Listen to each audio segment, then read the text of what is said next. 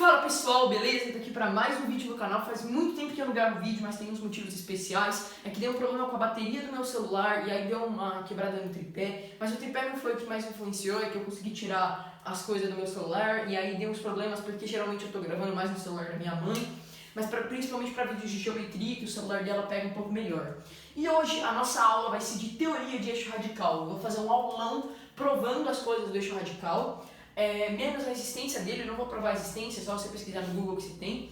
E eu vou falar dos principais teoremas com eixo radical, eu vou falar do que é o eixo radical em si, por si próprio, e eu vou falar, eu vou fazer uma revisão antes de falar sobre isso, mas vamos lá, essa daqui vai ser a aula 1 de teoria, e depois vai ter o aulão 2, que vai ser a aula de exercícios. Então, vamos embora. Primeiro a gente vai pausar aqui para a thumbnail do canal, eu vou fazer assim, ó, ou vou fazer assim, ó. Ou vou fazer tipo assim. Então eu já pausei aqui para thumbnail porque eu tenho que fazer ela e vamos embora aqui pro vídeo, né? Bom, antes de tudo, a gente vai revisar algumas coisas, algumas características que a gente tem que ter, que a gente tem que saber para conseguir iniciar nossa aula de eixo radical. O que a gente vai precisar saber, principalmente, é a teoria de potência de ponto.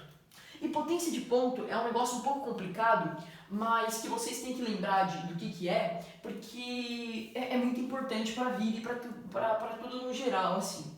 Ele diz o seguinte, que se eu tenho um ponto P no plano, né, no plano de desenho, eu tenho um ponto P, e eu tenho um círculo desenhado, digamos um círculo teto, não sei se isso aqui é teto ou se é gama, eu não sei. Essa letra aqui é o círculo? Então, eu acho que é gama, na verdade, eu não sei. Mas se a gente tem esse círculo aqui, e a gente liga do ponto D no círculo, fazendo uma secante à circunferência. Por exemplo, se eu ligo PD, se eu ligo P na circunferência fazendo uma secante e marco os pontos de encontro, chamando de D e de C, outra secante que eu marco os pontos de encontro de A e B, e uma tangente partindo de T, a seguinte relação vale: o produto desse cara, do P até o D, vezes o total do P até o C, e o produto do PA até o PB, por semelhança de triângulos, ele é sempre constante. Isto é, PA, quando a gente tem o PA vezes o PB, é sempre igual ao PC vezes o PD. O PC, que é o grande total, vezes o PD. E aí a gente pode pensar nisso, e também se a gente traçasse outra reta aqui, teria o mesmo produto constante. É sempre a mesma coisa. E se a gente pensa na tangente, a tangente ocorre quando só tem um ponto. Isso quer dizer que a distância de PA até PB é a mesma. Porque, se imagina se a gente tivesse dois pontos A e B, a gente vai empurrar tanto para lá que vai ficar tangente. Então os pontos A e B vão ser os mesmos. Portanto, ficaria PT vezes o PT, que seria o outro total. Logo é PT quadrado. Então, PT quadrado é igual a P vezes A vezes PA vezes PB, que é igual a PD vezes PC. E aí, a outra coisa aqui que a gente tem é que vale a mesma proposição para o interior da circunferência. Se a gente tem um ponto no interior da circunferência, vale a relação que, não tem esse PT quadrado, tá? Mas vale a relação que os que estão numa mesma reta, PA vezes o PB é igual ao PC vezes o PD, se ele está interior a uma circunferência. Isso daqui é um teorema muito importante, a potência de ponto, porque a gente pode usar para provar quadriláteros cíclicos. E é muito interessante essa parte também. Então, aqui a gente tem isso, potência de ponto, e aí eu vou tentar conversar um pouco com vocês sobre o grandioso eixo radical. Bom, o eixo radical, na verdade, ele tem algumas características que eu vou fazer aqui com vocês nessa aula, mas na verdade o eixo radical é muito interessante pra gente, porque ele se define dessa forma. Θ1 e θ2 são duas circunferências com centros O1 e O2 no plano de desenho, que podem ser secantes, tangentes, que podem não se tocar, só não pode ser concêntricas, porque as duas circunferências concêntricas não têm o mesmo eixo, não tem um eixo radical. Mas a gente vai ver isso mais pra frente. A gente diz que o eixo radical delas, se elas forem secantes, é a reta que passa pelo ponto de interseção. E o eixo radical não é só esse pedacinho, é a reta toda. O eixo radical é uma reta e a gente define ele da seguinte forma: é o lugar geométrico dos pontos de mesma potência de ponto em relação a θ1 e θ2. Então, se a gente pega as duas circunferências, a gente vai pegar um ponto P e ligar até elas, ele vai encontrar em algumas partes. Então, vamos fazer isso logo aqui, ó.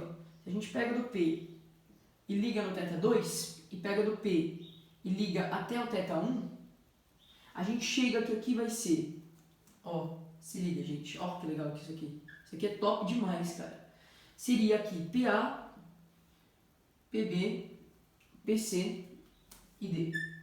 A gente vai provar aqui pra você, vai provar não, né? Eu não vou provar isso, mas a gente sabe que a potência, a gente diz, né, que a potência do ponto P, então a potência do ponto P,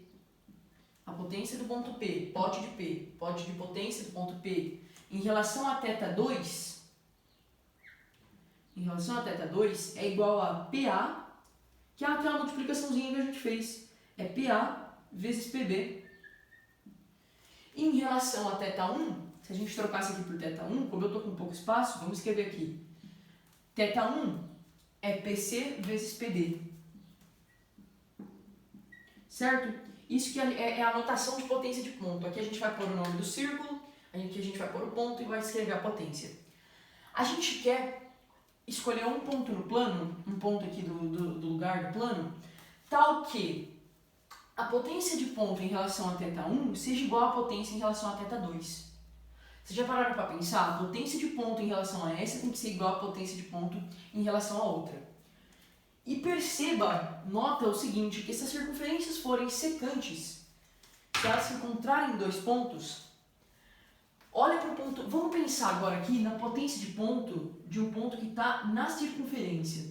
Então imagina um ponto aqui, ó. Qual que é a potência de ponto dele? A gente precisa fazer ele chegar na circunferência, só que ele já está aqui. Então o ponto A é o próprio ponto P. Então a potência de ponto dele, se ele está na circunferência, é sempre zero. E olha que interessante, o ponto A pertence às duas circunferências, olha que legal. Ele está na θ1 e na θ2. Então a potência do ponto A é zero para as duas circunferências, porque ele está tanto nessa, ele está nesse pontinho nessa, está tanto nessa. E aí a mesma coisa vale para o B. Então a gente sabe que a potência do ponto A em relação a θ1, é igual à potência do ponto A em relação a θ2. E a gente também sabe, por exemplo, que a potência do ponto B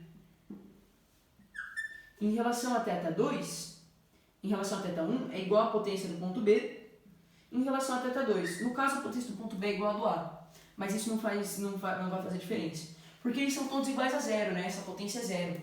E a gente percebeu, os filósofos perceberam, que se a gente ligasse o A no B, a gente formaria uma reta com infinitos pontos. Você escolhe um ponto qualquer nessa reta no infinito. A gente vai ter que, sempre que eu ligar quaisquer linhas dele à circunferência, se eu ligar, por exemplo, do Q, que está dentro das duas, se eu ligar do Q, se eu fizer uma reta ligando do Q, fizer outra reta, o produto do P, se eu fizer uma outra reta partindo de P passando por aqui, o produto a potência de ponto dele vai ser sempre igual em relação às duas circunferências. Isto é, PA vezes PB é igual a PC vezes PD. E vamos traçar uma outra reta aqui, ó. Vamos traçar essa reta aqui. Você vê que está bem torta, mas finge que é uma reta. Caraca, meu, ficou muito torto, ficou parecendo uma cobra. Isso aqui, meu Deus do céu, socorro. Tá, se eu tentar fazer mais bonito, vai zoar mais. Mas perceba que se a gente tem esses pontos de interseção aqui, ó. Vamos chamar de E e F. O produto PC vezes PD é igual a PE vezes PF, que é igual a PA vezes PB. E isso vale para qualquer ponto nessa reta. E essa reta aqui a gente chama de eixo radical das duas circunferências. E só falta eu explicar uma coisinha para vocês, de revisão também, sobre o que é lugar geométrico. Lugar geométrico, no geral, é um lugar geométrico de pontos. O mais comum vai ser o lugar geométrico de pontos, mas pode ser o lugar geométrico de uma reta. Mas o lugar geométrico de pontos, por exemplo, a gente tem a mediatriz. Se a gente tem um segmento AB, se a gente liga o AB, a gente pode pegar o ponto médio dele. Se a gente pega uma perpendicular a esse ponto médio, a reta perpendicular a esse ponto médio, faz assim essa reta aqui, que vai até o infinito. Essa reta que passa pelo ponto médio e a perpendicular é chamada de mediatriz. E ela é definida como o lugar geométrico dos pontos que equidistam de A e de B. Então, se a gente pegar qualquer ponto aqui, o ponto M, se a gente pegar o ponto M, ele vai ser equidistante de A e de B. Se a gente pegar o ponto N aqui, o NB, se ele está na mediatriz, ele está na mediatriz se somente se esses dois carinhas são iguais. Então, qualquer ponto que eu vou pegar vai formar um triângulo isósceles. Isso que é o interessante da mediatriz. Certo? Então, espero que vocês tenham entendido. E agora a gente vai conversar um pouco mais da teoria do eixo radical e vamos falar aqui sobre alguns teoremas, né, que eu vou enunciar para vocês. Bom, se a primeira coisa que eu vou falar para vocês é que se as circunferências têm duas circunferências têm o mesmo centro, então uma aqui e outra aqui, se elas são chamadas concêntricas, não existe um eixo radical nelas. Não vai ter como. Porque um eixo radical vai ser a mesma potência de ponto. Só que elas têm o mesmo centro. E elas tendo o mesmo centro, não tem como você fazer o segmento A1 a 2 para determinar. E não vai ter como você fazer o segmento para determinar o eixo radical. O eixo radical, na verdade, não existe quando as circunferências são concêntricas. Não sei se ficou muito claro, mas é só para vocês saberem que o eixo radical não existe nesse caso. Tem uma prova para isso, mas eu não vou provar tão bem assim. É o seguinte, a outra coisa aqui, outro teorema, é que se duas circunferências são tangentes, isto é, elas se encostam num único ponto, a reta que é tangente às duas circunferências nesse mesmo ponto, digamos um ponto P, essa reta aqui é o eixo radical, que a gente vai chamar de ER, tá? O eixo radical é o E.R. Certo? Deixa eu só ver se está gravando bonitinho. Tá tudo pegando aqui. Então, ER é o eixo radical. Se tiver qualquer dúvida, pode comentar aí embaixo, tá, galera? Isso é muito importante para Olimpíadas como a OBM, Olimpíadas mais avançadas principalmente, cobra muito o eixo radical. Agora, a gente vai provar os teoremazinhas do eixo radical. Olha que coisa maravilhosa, olha que coisa magnífica. Então, primeiro o que a gente vai fazer é o seguinte. Vamos lá. Eu vou apagar primeiro esse ponto Q, porque ele está só atrapalhando a gente. Eu queria mostrar ele e eu vou fazer o ponto Q de uma forma um pouco diferente. E o que a gente vai fazer aqui é provar o primeiro teorema, que vai ser esse aqui. Vamos chamar ele de teorema I. O segundo teorema que eu vou querer provar é esse aqui, provavelmente, não sei, mas vamos chamar ele de II. E o terceiro é esse aqui. Porque, na verdade, o terceiro é o mais simples dos três. Só que ele é o que envolve mais desenho. Eu teria que desenhar mais um círculo. Aí. Mas vamos embora.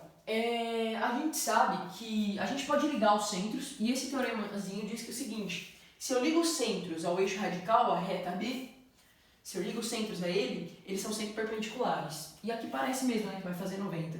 Eu vou tentar desenhar sem régua. Se ficar muito horrível, eu vou pegar a régua. Cara, ele não ficou feio. Ficou meio merda, mas não ficou feio. Vamos lá. E aí eu quero provar que esse ângulozinho é de 90. Só que, lembra do que eu falei da mediatriz? Foi bom eu ter citado o exemplo que eu ia ter que ensinar mesmo.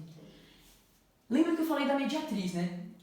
Se liga no seguinte, a mediatriz é quando eu tenho o segmento AB, pego o ponto médio dela, traço aqui um segmento, e na verdade, se eu tenho um segmento que não precisa passar necessariamente pelo ponto médio, se eu pego dois pontos, na verdade, aqui assim, se eu pego dois pontos no plano, tais que isso daqui formam dois triângulos isósceles, nem que esse cara, podia ser um ponto aqui assim, ó.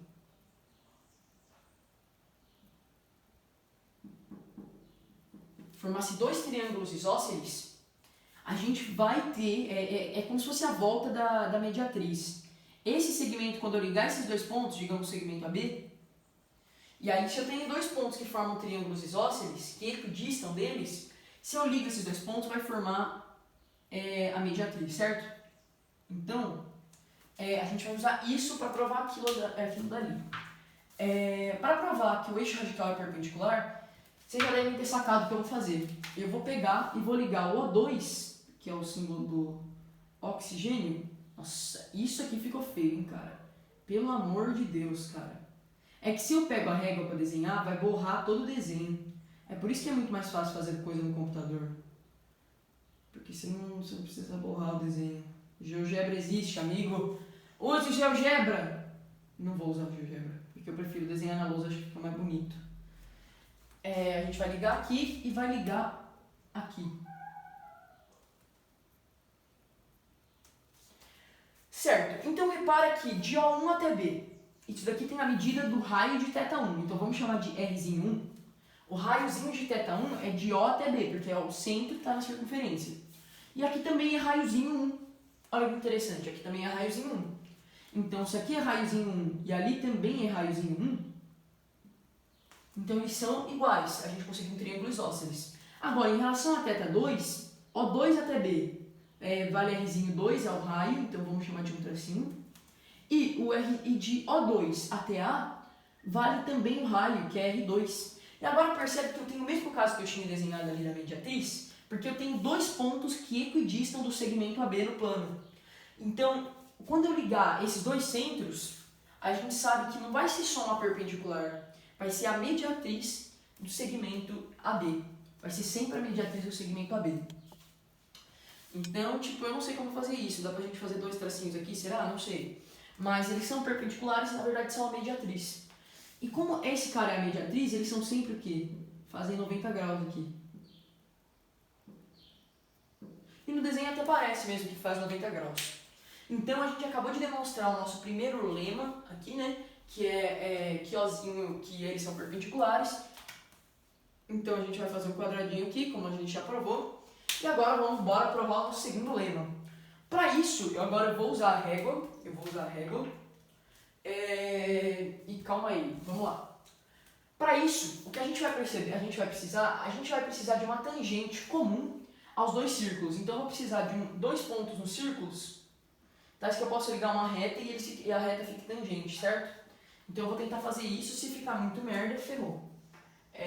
Mas aí provavelmente eu vou cortar o vídeo, não sei. Mas eu vou tentar fazer isso. Certo, vamos ver se ficou bom? Deu uma borradinha que eu não queria que isso acontecesse, mas ia acontecer de qualquer jeito quando eu uso a régua. E não ficou ruim, incrivelmente não ficou ruim, cara. Que delícia, que bom. É que na verdade essas circunferências são tão lindas e maravilhosas porque eu comprei um compasso para a lousa. Estou muito feliz com o meu compasso também. Calma aí. Mas eu tinha que lembrar onde eu pus a caneta azul, né? Complicado, complexo isso aí, viu? Eu perco essa caneta no meio do vídeo, é difícil. Mas aí, vou passar de roxo mesmo aqui assim, ó, que aí já dá uma desborrada. E a gente vai chamar esses pontos de tangência de pontos T1, não, vamos chamar de T, de tangente, P, Q, R, S, T, U, vamos chamar esse ponto de S.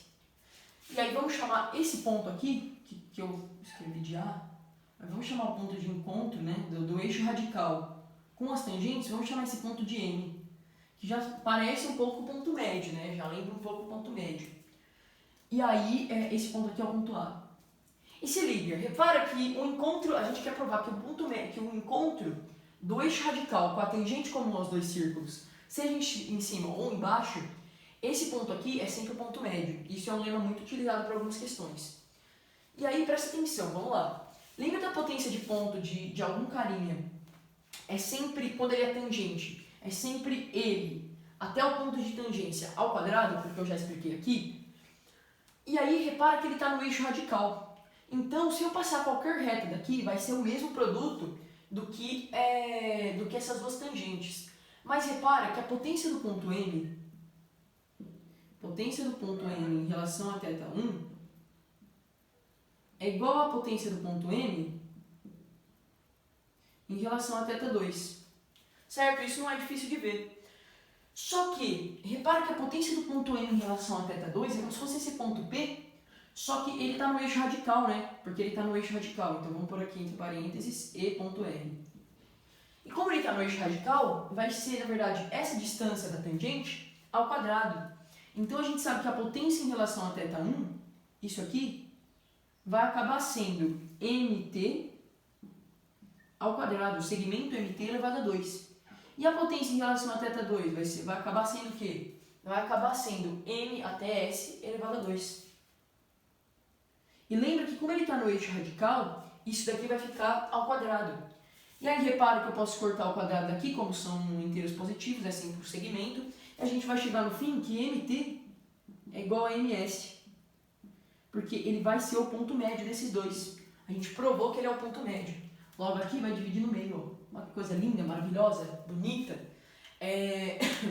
Então, por exemplo, se a gente pega qualquer ponto, um ponto B ou ponto A, nessa circunferência, repara que tem um exercício que vai trazer isso, mas a gente vai resolver, é que TAS, por exemplo, o triângulo TAM tem sempre a mesma... Não, aqui nem sempre é 90, tá? O triângulo TAM e o triângulo MAS têm a mesma área. O triângulo TBM e o triângulo BMS têm a mesma área. Sempre. E aí, se vocês quiserem provar, eu deixo aí pra casa, mas é bem simples, na verdade. E aí, a gente acabou de provar o nosso segundo lema. Vamos pegar aqui a caneta preta. Caneta preta e fazer um quadradinho. E agora vamos provar o nosso terceiro lema. Para isso, eu vou redesenhar aqui algumas coisas, por isso eu vou apagar tudo isso. Se vocês quiserem tirar um print, vou deixar vocês tirarem aí. Eu estou muito feliz que eu estou conseguindo gravar essa aula de boa. E agora eu vou apagar tudo isso aqui, tá?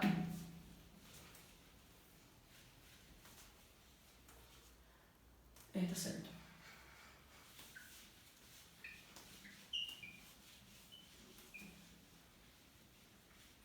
Tá certo, então. Apagado tudo isso, eu vou desenhar aqui com vocês. Eu não vou pausar o vídeo. Se vocês quiserem, agora vai ser o momento de pular. Mas, vamos lá. Aqui, ó. Tá me dando preguiça de editar, por isso eu não vou deixar mais rápido essa cena aqui. Eu vou só desenhar, tá? É que o compasso fica muito mais fácil, entendeu, gente? Então aqui, vamos lá. Caraca. Certo. Essa daqui é a outra circunferência. Certo.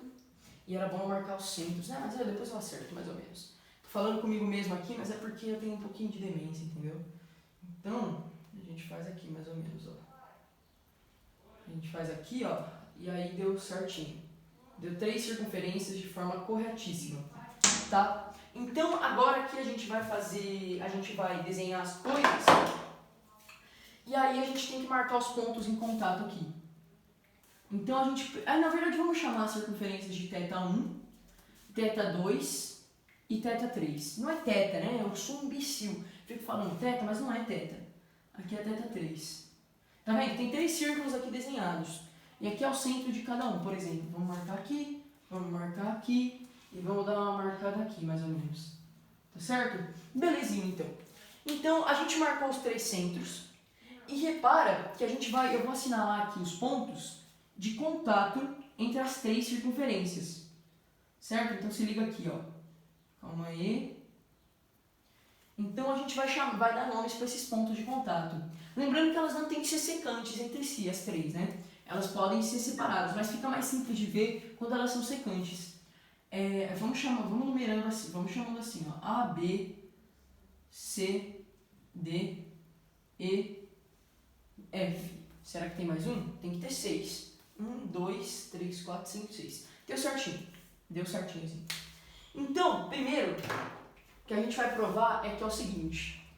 Olha para o ponto de interseção de θ1 com θ2. Os pontos são aqui, né? Elas se encontram no F e se encontram no ponto C. Então, repara que se a gente liga o F no C, a gente tem o eixo radical das duas. Certo? Eles têm o eixo radical, a gente tem o eixo radical das duas primeiras aqui.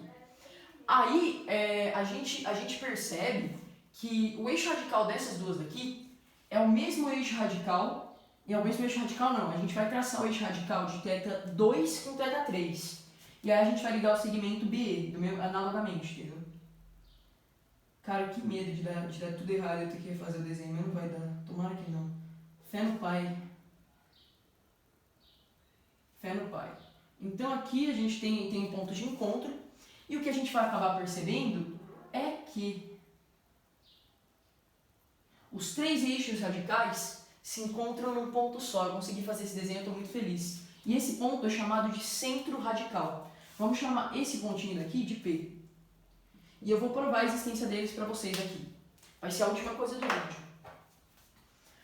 Bom, esse centro radical, que é o eixo radical dos 3, perceba que ele é o ponto P, e a potência do ponto P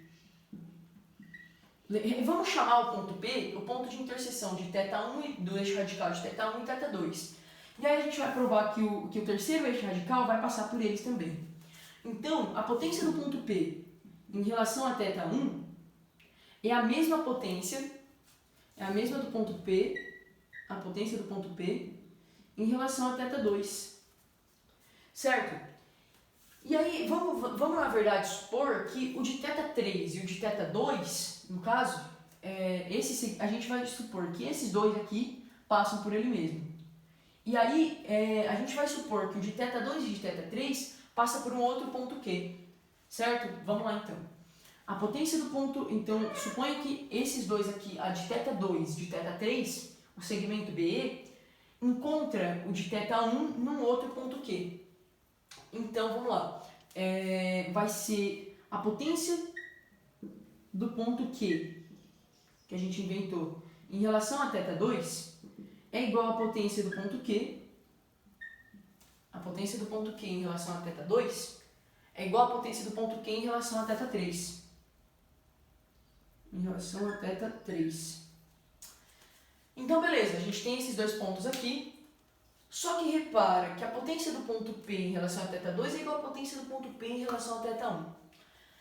E a do θ3 em relação a θ2, eu quero provar que Q e P são o mesmo ponto. Mas para isso, eu preciso provar que a potência do ponto Q em relação a θ3 é a mesma que a do ponto Q em relação a θ1. Isso, na verdade, é bem simples de ver. Porque se eu provo que isso daqui é igual a isso, na verdade que isso daqui também é a potência de ponto em relação a θ1, a circunferência 1, eu não sei o nome disso, mas é o nome que usa a circunferência, a gente vai acabar conseguindo que o ponto Q é igual ao ponto P. E na verdade isso é bem simples de ver, porque se você fizer as potências de ponto ligando e marcando os pontos da circunferência, você vai ver que as multiplicações vão acabar sendo iguais. E na verdade a potência do ponto P, a potência do ponto Q em relação a θ3 é igual a do Q em relação a θ2. Só que se você marca esse mesmo ponto Q na θ1, ele vai estar dentro da θ1, essa multiplicação de CQ até o QF vai ser sempre constante, se a gente marcar esse ponto Q. E aí você vai acabar provando facilmente, se você ver no desenho, que o ponto Q é o mesmo que o ponto P. É que na verdade, o chato dessa parte da demonstração é que esse ponto, quando você efetua as multiplicações, você vai ter que marcar todos os pontinhos de interseção desse ponto das circunferências. E se você fizer isso, você vai acabar percebendo que esse ponto é o mesmo. Logo, eu deixo para casa se você quiser fazer isso, mas provavelmente você não vai fazer. Mas na verdade, o eixo radical, o centro radical está provado. Então essa foi a nossa aula de teoria. Muito obrigado por assistir o vídeo. Deixa o like se gostou, se inscreve aí no canal. Falou, até o próximo vídeo. Me segue no Insta, é isso. Obrigado.